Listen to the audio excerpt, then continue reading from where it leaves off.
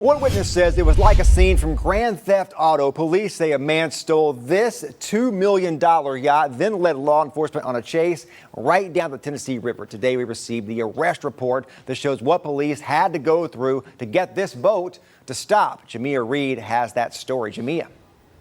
The police report says Allmon told the officers that caught up with him that he was the president of TVA. Now he's facing charges trying to hit police with the boat they say he never should have been in control of. I never seen anything like it. Will Harcrow is a server at the boathouse right on the Tennessee River. What he saw Friday night was one for the books.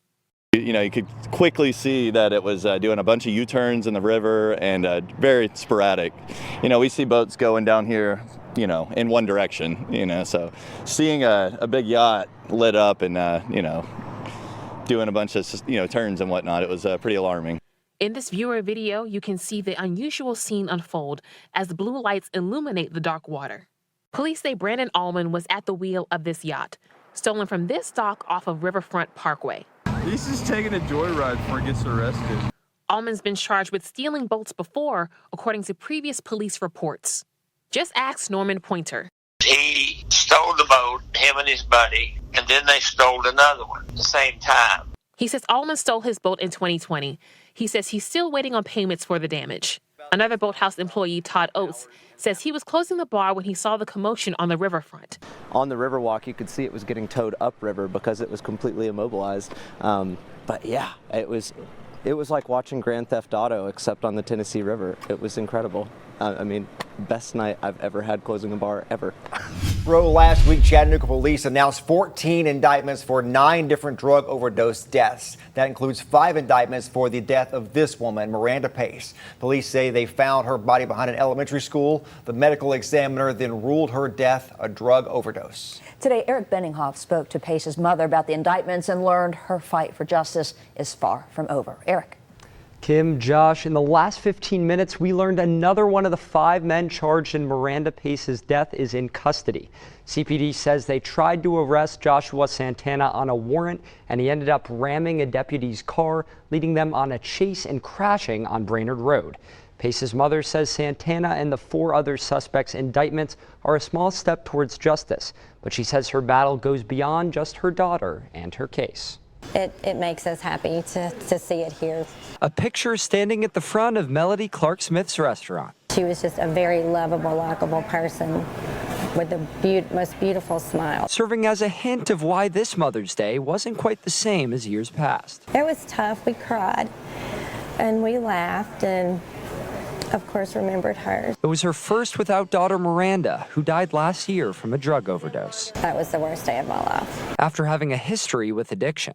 She was very broken. She had some things happen to her that were very traumatic. Melody says her daughter served a couple months at Silverdale and was released June 19th. Getting out, she was ready to completely get her life straightened out. But the next day, she was found dead outside an old school building on Jersey Pike. My daughter was literally put out like she was nothing and just left there. Nearly a year later, CPD announced the indictments of 5 individuals connected to her case just last week. I'm grateful for that, but it's not going to stop there. I won't let it. They were all charged with the delivery of fentanyl or meth. But I was told in the very beginning whoever put her body out behind that school was going to be charged with second-degree murder. Continuing to be a voice for her daughter. I want justice for my daughter. I want them to take these cases more serious than just an overdose. In a case she feels has more work to be done.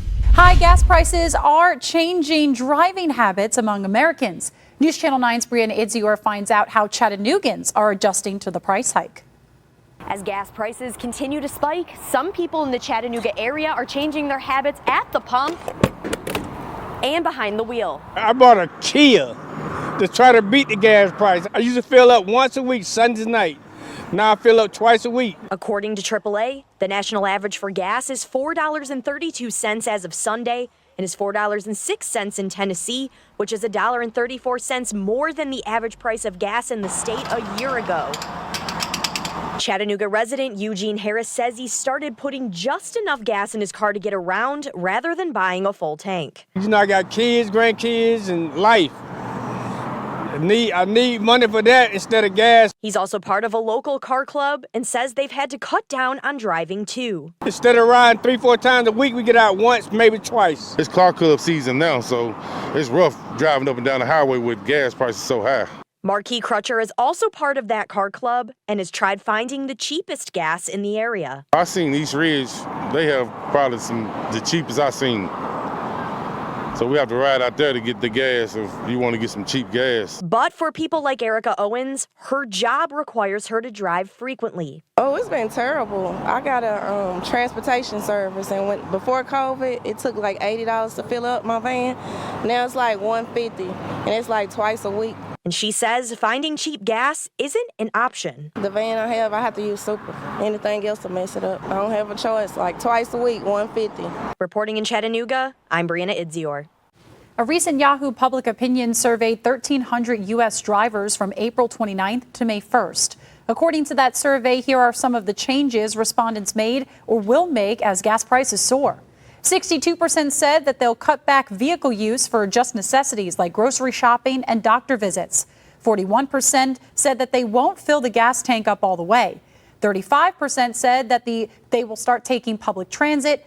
34% says that they'll drive to different gas stations to find the best price.